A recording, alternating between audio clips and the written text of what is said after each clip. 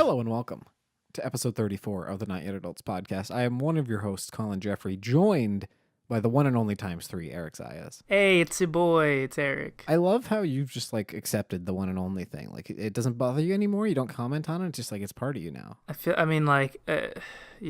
like I learned to love the bomb, so to speak. You just accept it. It just becomes part of your identity of who you are. Eric, how are you doing, pal? How are things? We're recording this day before Thanksgiving. Yes. So that's kind of where we're at in terms of the timeline of things. What's going on in Eric's life? Well, I've been running around doing errands, getting, supplies ready, moving stuff into my new house. And it's crazy because there's so many people on the road. And, roads are congested, stores are congested because, of course, of Thanksgiving's tomorrow. So everyone's getting their last minute stuff taken care of, whether that's home improvement stuff or cooking ingredients. So it's a hectic time. Now, you by car are how far from Seattle? Probably 40, 45 minutes. Okay, so you're just outside. I mean, one of the most populated areas on the West Coast, really. So I mean, that's pretty crazy, especially around holiday time. Everyone's going to the airport. Everyone's flying back and forth, shopping like you are. It's kind of tense. And by contrast, you're living in Spokane right now, so you're probably in a less hectic place, I'd imagine. Or less crowded, at least. Yeah, Spokane, definitely not as bad as Tacoma or Seattle. Still much more populated than Central or other parts of Washington. But it's I'm sure definitely not as bad as you guys have as far as traffic and population density goes. And of course, I sit in my room editing videos all day, so I don't really notice either way. But yeah, that's pretty cool. Well, Eric, we figured because this will go up just after Thanksgiving, we kind of wanted to sort of talk about the holiday, sort of have a special holiday episode, as it were. Where do you want to start when it comes to Thanksgiving? It's kind of a weird holiday when you compare it to a lot of the other ones. Yeah, it's definitely an interesting holiday. When I think back to how the things I was taught about Thanksgiving when I was a kid, I realized they were all straight up lies, or not all of them. There were pretty major lies. Because we're taught, I mean, not a historian, and I don't want to get too much into it, but basically we're taught that at least when I was in kindergarten, elementary school, around that time, that the Pilgrims and the Native Americans got along great and they had feasts together, and maybe that happened once or twice, but when you learn about how the Pilgrims treated the Native Americans nowadays, when we have college classes I've taken that talk about it, kind of go into the horrors and the horrors around manifest destiny, and how the Pilgrims are basically we can't convert these natives to Christianity, so we're just gonna kill them and take their land or move them around.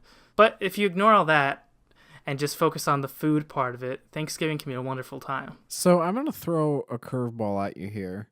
What is different about Thanksgiving than Christmas? Or maybe a better way to say it is, why is Christmas not better in every way than Thanksgiving? Because it has everything Thanksgiving has, but more. I mean, usually there's a big Christmas feast with families, and my family has a pretty big Christmas feast. But I think Thanksgiving is just a little bit bigger. And also with Thanksgiving, at least with my family, we take a moment to think about what we're thankful for, and what we're we actually try to make an effort to appreciate the good things in our life and take a moment to do that. Whereas with Christmas, we just eat and then we open presents, or actually we open presents and then we eat, rather.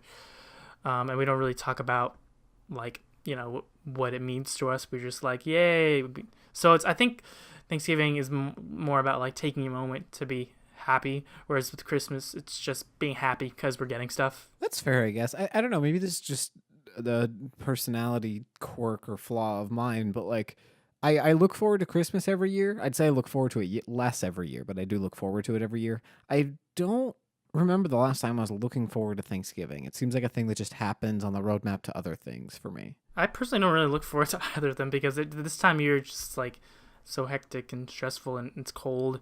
Thanksgiving, there's not to say I don't love my family. I love my family, but whenever we're in the same room for an extended period of time, there's just inevitably going to be an argument with someone or with multiple people. Thanksgiving is just kind of where that happens. With Christmas, it's the same. Christmas, I'm even less excited for than when I was a kid, because when you're a kid, there's the magic around it. When you're an adult, the magic is like gone. It's just a time when you have to spend a bunch of money on people to prove to them that you love them. I mean, that's a really pessimistic way to look at it, but No, but it really is, because like and I mean, I'm sure we'll do a Christmas episode, but like every now and again you get a gift that you're excited to give to somebody, but most of the time I feel like, especially as you get older, it's more just they're going to get you something, so you feel like you have to. And it's not that you're not happy to give them something, you are, but like I'd almost be happier if we just spent time together or went and did something together than like, oh, I got you this sweater. that is something I really like about Thanksgiving, because with Christmas there can be a limited time we spend together, like probably spend the morning together, and then like unless you have an itinerary of stuff to do the rest of the day, you're off doing other stuff with your friends. Whereas with Thanksgiving, at least in my household, we like cook the Thanksgiving meal together, and like each person like the mom and my dad make most of it, but my sister and I are tasked, and it's a different thing every year, with making one part of the meal. And it's kind of like our, like, in order to participate in the eating of Thanksgiving, you have to contribute. So I think like last year I made like sweet mashed potatoes, or mashed sweet potatoes, I think it's what it's called, which is pretty good. It was a little bit too sweet. And this year I don't know what I'm making, but actually no, wait, this year is different because we're not even making anything, but we'll get into that later. You're just not eating. You're going on a hunger strike for Thanksgiving. Yeah, I'm just gonna starve myself. But Colin, I was curious. Does your family have like a similar tradition, or like any kind of traditions around Thanksgiving? Yeah. We usually. I don't remember the last time we had Thanksgiving at our house. We almost always go to a friend's family or something like that. 'Cause, like, you want to be around other people. Typically for big holidays, and all of our family kind of lives in other places of the country, so typically we go over to a friend's place. And most of the time when we do that, it's like very different from yours. There'll be a few dedicated people that kind of live in the kitchen all day, which, now hearing how you guys do it, actually seems really insensitive on our part, of like there's like the 2 or 3 dedicated cooks, and then everyone else just is off talking or playing games or whatever. So yeah, maybe that makes us bad people. I don't know. I never thought about it. But yeah, so there'll be like 2 or 3 people that are like making the food all day, and typically by the time we would show up, like that's already happening. And then usually around like 2 or 3 or something, we'll have like a super early dinner, and then the food's just out. So like you can go get second or third or fourth helpings throughout the afternoon and evening. And maybe a dessert comes in at some point along the way there. Just kind of like that, kind of open-ended, not too much tension, not too much pomp and circumstance around it. Really just, it's about the people. So you have everyone doing their own thing, and when you want to get food, you can, and it's kind of like that. Interesting. So it's kind of like eating throughout the day. Yeah, not so much the let's sit at the table and say grace and put our napkin on our lap and do that. I really don't like sitting at tables for meals. I'm weird. Like I don't enjoy that at all. I like being on a couch or sitting on the floor or standing or whatever. I just like being and doing something and engaging and stuff. I don't like stopping everything to sit down and have dinner. That's just not really my style. That is so different than my family, because like most of the year we don't like sit around at a table. I mean, like we'll like sit around like the living room and watch TV, and there's like some tables there, but like we don't actually sit around the dinner table, the actual dinner table we have, unless it's like Thanksgiving.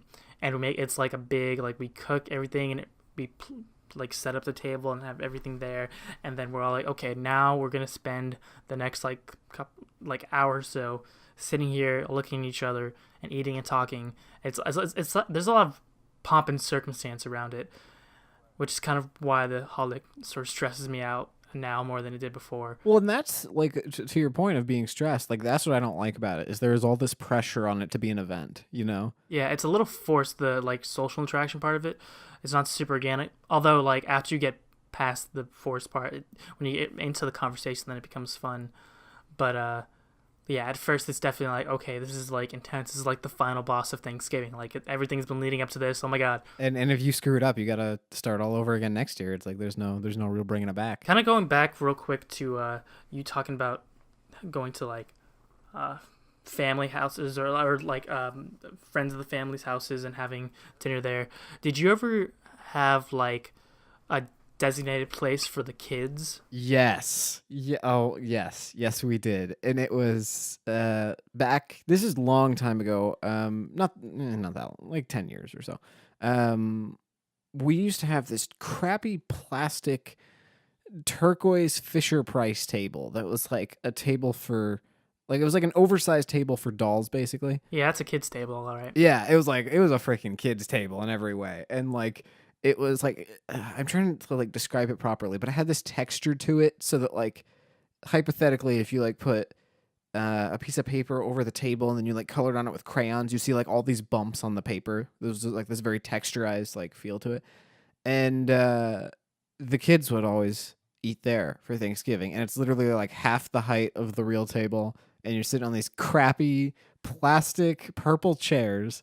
And God, I'm so spiteful about this. And like the adults are like laughing and drinking and having fun and doing stuff, and you're sitting there with freaking two cousins or whatever you barely know, and it's just the worst, man. It's just the freaking worst. I remember that, and when I got old enough in karate to go to the teens class, like those were two moments in my life when I was like, I'm older. Like I'm getting older. Of like that, and then going to the adult table for Thanksgiving was like, oh my God, this is like a big deal. And then when we started going to friends' houses, there was a separate room that all the kids would go in. So like that room was the kids' table, but we'd eat like on the bed or on the floor or whatever. It wasn't a table at that I point. don't think I ever technically graduated to the adults table, because the only time there was a couple years back in the day where we would go to a family friend's house consistently for Thanksgiving dinner, and there was a designated kids table, but there was a finite amount of seats at the adults table. So for the let's say there were like 3 years in a row, and for the first year I was like genuinely a kid, so I was like, okay, I should be at the kids table. The second year I was a little bit older, maybe like a preteen, and I was like, okay, I feel a little bit too old for the kids table, but it makes sense I'm here. Then like the third year, like I think the last year we went there, which was probably like, I want to say like a rough estimate 5 years ago, maybe a little more. So I was like 18, 19, maybe a little bit younger, but I was still definitely a teenager, almost like an adult.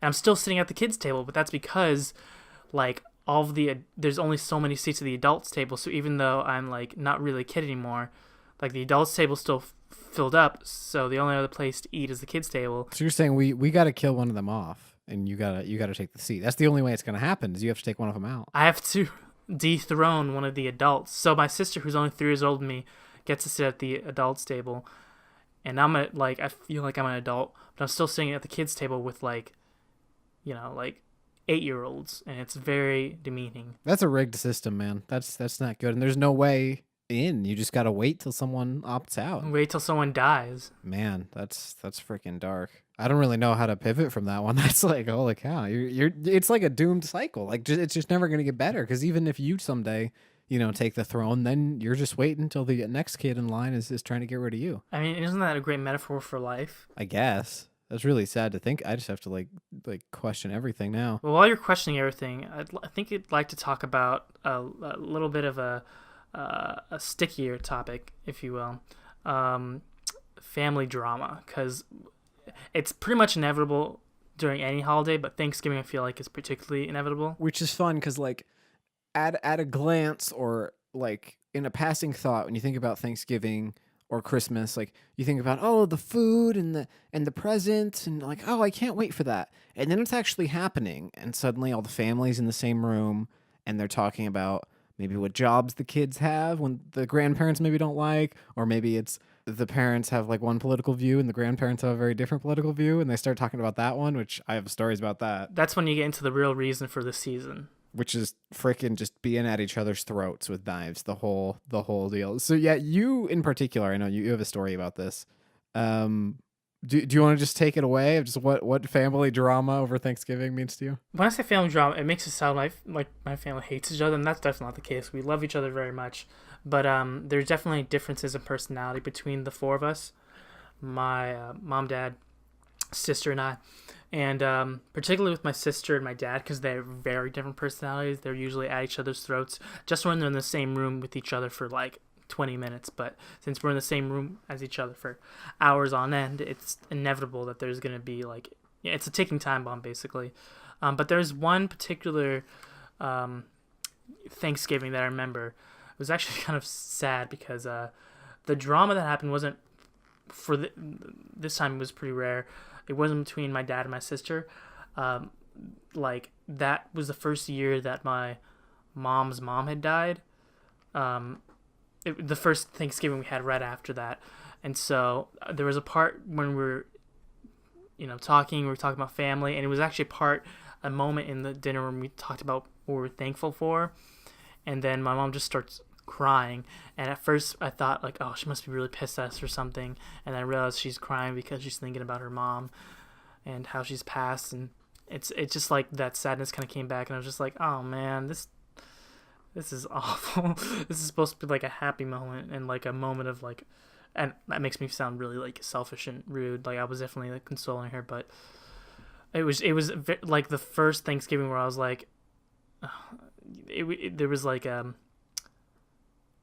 definitely a shadow over the rest of that evening. I think that brings up a really good point, which is the holidays, like on paper, are happy and they're a good time, and I think that's true. But also, they make you think about how things used to be, and sometimes that's the feeling you used to have about things. Sometimes it's the people that used to be in your life that aren't anymore, and it really is kind of a time for reflection, and especially in a circumstance like that where someone that's very very close to you, like a parent or anyone like that, passes away. It really puts into perspective, like, man, that has forever changed how this day will be for me for the rest of my life.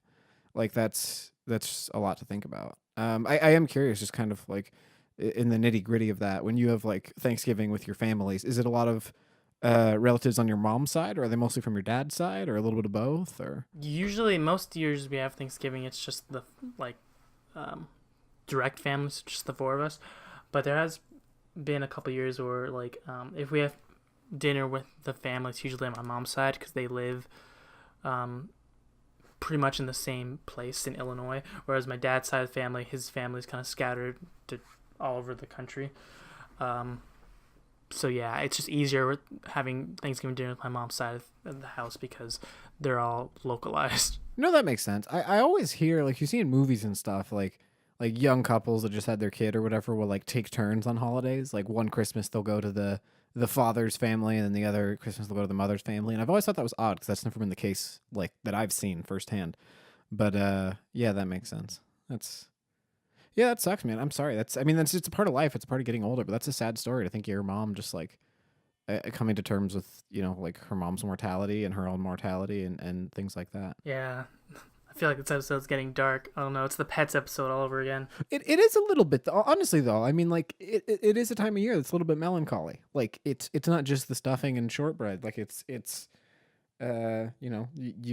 you're forced to kind of think about how your life used to be versus how it is now, and how you think it's going to be in the future, which I guess is kind of the running theme of this podcast. But yeah, it's not always easy. What about you, Colin? Do you have any like particularly? It doesn't have to be necessarily like a particular instance of family drama, but what are like? Do you have any stories of like interesting family encounters? Most stories you tell, there's always like a certain level of like ambiguity as to like what actually happened and whose fault it is. This is a story that's just completely my fault. There's no ifs, ands, or buts about it. It's totally on me. Since I was about 8, we went to this these friends of ours that we met at our church. We went to their house for Thanksgiving, and once I and these friends' daughter, we both got old enough, we started dating. And as anyone can tell you, when you have two families that are friends for a very long time, and then their teenage kids start dating, that's not going to end well. There's no version of that story where like things end well, no matter what. And so naturally, we dated for a while, and then we broke up.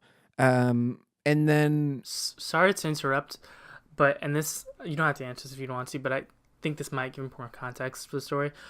Do you mind if I ask who broke up with whom, or was it like a mutual? it was kind of me, like, and again, like I'll total transparency. This is the thing that was my fault. It was me like not really putting the effort into a relationship that it needed. I think I just wasn't really ready for as serious of a relationship as maybe she was. And so she broke up with me, but I kind of like also wasn't really trying. So it was, no matter which way you slice it, it was on me. It was totally my fault. But then Thanksgiving comes around. My family is like, well, I understand what happened between you guys, but like we're still friends with them. So like we want to go to Thanksgiving. And I was like, well, I don't want to like. It's gonna be weirder if I don't show up. You know what I mean? Like that's gonna speak volumes as to where this whole dynamic is at. And so her and I, my ex, having not talked in 6 months, I show up at Thanksgiving, 6 months. Oh boy. which is kind of that in between stage. It's not like years where like time's done its thing, and it's not like 2 weeks where it's still very raw. It's kind of like you're kind of rolling the dice as to what's gonna happen. And so I show up, and her new boyfriend was there, because she was away at college at this point, and uh, we sit down. And I start talking to her, and it became very quickly clear that like she was like very exasperated at the situation, that like she was just not comfortable and it was not going well. And so like we went into the other room, and we basically had our like cathartic post breakup talk, like basically of like what the heck happened, like you know that talk that you often have after you break up with someone. And so we had that at Thanksgiving, like that year. And honestly, it was mostly okay after that. It wasn't really tense. It was just strange because, like, going back to what I was saying earlier, like the kids' table when we had Thanksgiving with those people was this one room in the side where like all the kids would eat on the bed together, or they'd eat on the floor or whatever. And so me, my ex girlfriend, her new boyfriend, and my two siblings were all in this room together, and just so clearly just had nothing to talk about in the world. And I was just like I don't even know how you explain that situation. I mean, I guess I did. You can probably imagine, just anyone who's been in anything close to that. But it wasn't even like there wasn't even a lot of resentment, I don't think. It was just the sheer awkwardness of just the situation itself. And I talked to my folks afterwards, and they said that they didn't really feel that welcome there anymore. And that was the last year we went. I think the last couple of years we've gone to another family friend's house. I was at PLU both times. I didn't go home for Thanksgiving. The last 3 or 4 years have had a track record of having bad Thanksgivings, because the prior Thanksgiving, I was dating the girl, and my folks and I were like having a fight, so I didn't go with them to the house that year. And then the following year I went after we had broken up, and that was awkward. And then the last two Thanksgiving I spent by myself at PLU, and those were both kind of crappy for various reasons. So I've had like 3 or 4 Thanksgivings in a row that weren't great. I'm hoping this year is going to be like the... Here's to hoping that this year's the end of that streak. Here's hoping, man. I guess that's part of why I don't really think or look forward to Thanksgiving that much. It's just kind of like, I don't know. It's like not the best day historically, but it's not terrible. It's not like I'm crying into a pillow or anything, but like it is what it is. So that's my running history of Thanksgivings as far as the past goes. Let's look ahead, Eric, or I guess behind, sort of, depending on when people are listening to this. What are you doing for Thanksgiving this year? What plans do you got? This year we're doing something a bit different, and I'm not sure how to feel about it, but we'll see. Instead of like making a dinner, this is the first year where we're like all separated. Like the family split. My sister's flying over to do Thanksgiving with her boyfriend's family, and the three of us remaining are actually not doing dinner at the house, but instead of like cooking and having to deal with all that, we're going out to a buffet, which I'm kind of, I don't know, it could be great, but also like sometimes buffets the food's not always great, and there's, so I'm like, I'm trying to be hopeful, but also I'm kind of like, Yeah, it depends on the buffet. There's some buffets that are very nice and well done, and I feel like buffets, as our country becomes a little bit more aware of obesity and weight problems, things like that, buffets are kind of a dying thing. You don't see them as much as you used to. So yeah, I feel like it could go both ways. I've had good buffet experiences, and I've had less good buffet experiences. Is there something you feel like you're gonna miss about kind of that feeling of all being in the kitchen together, cooking and preparing the meal? Like, is I feel like that's kind of a quintessential part of it, especially in your case. yeah, I think that might also be like subconsciously why I'm not super excited about the buffet. Then again, like hopefully, this, if people will listen to this afterwards, it's gonna actually be a great time. But yeah, I'm gonna definitely miss the cooking part of it, and I'm worried that that's like a thing of the past now, since like certain members of my family are kind of moving on, and going our separate ways. Not, permanently, super drastically, but I worry that like next year will be a similar situation where someone's not there, so we kind of do something different.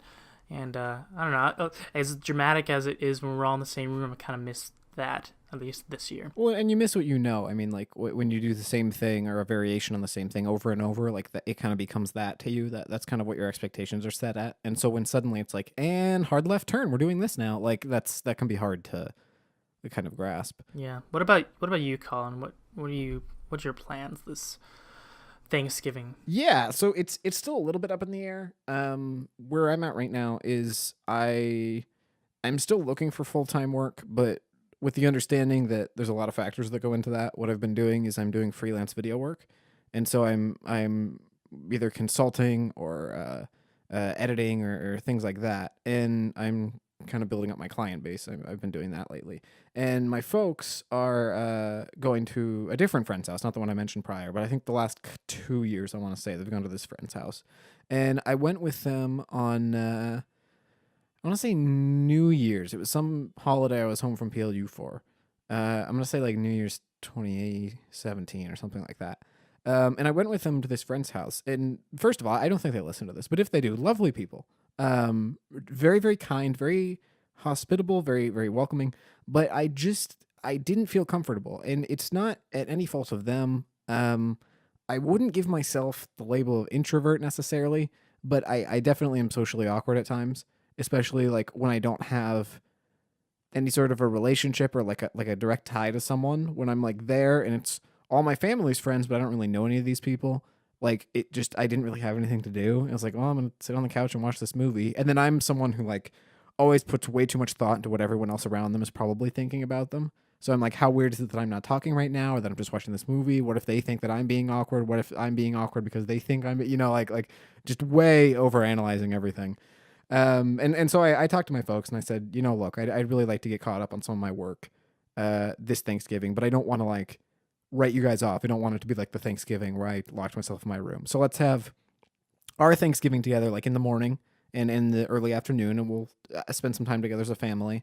And then they're going to go to the friend's house, I think, in the late afternoon and early evening. And then they'll get back in the evening, and I'm gonna have like a late dinner or snack with them, sort of. So still kind of have time together, but letting them, hang out with their friends. And my thought process behind that was, my mom always says like, oh, we'll just stay for a couple hours or whatever. And like, it's never a couple hours, like it's always like a little bit longer. And I don't want them to feel like they have to get out of there because I'm bored or because I'm uncomfortable. I want them to have fun, but I also don't really want to be there myself. That seems like a pretty decent compromise. Like, at least you're making a pretty good effort to spend time with them and do Thanksgiving stuff. Yeah, and I mean my strategy or my intent behind that wasn't to say, I don't want to spend Thanksgiving with you guys. It was just kind of being honest with myself and knowing like I'm not going to be very comfortable there. I'm not really going to enjoy myself, and I want them to enjoy themselves. So let's have our time together for a bit, and then you guys can go over there and have your time with them, and it's kind of separate, but we'll both have an enjoyable time. Well, Colin, we're getting near the end of that time of the podcast, and I just wanted to ask you something that you usually ask me near the end of the podcast. What kind of like, if there's a moral to the story of like a bookending kind of thing to say, is there anything you want to leave the audience with before we make our leave? One thing, particularly in what you had to say about Thanksgiving, but a little bit in I guess my own life as well, is we're kind of on the precipice of change.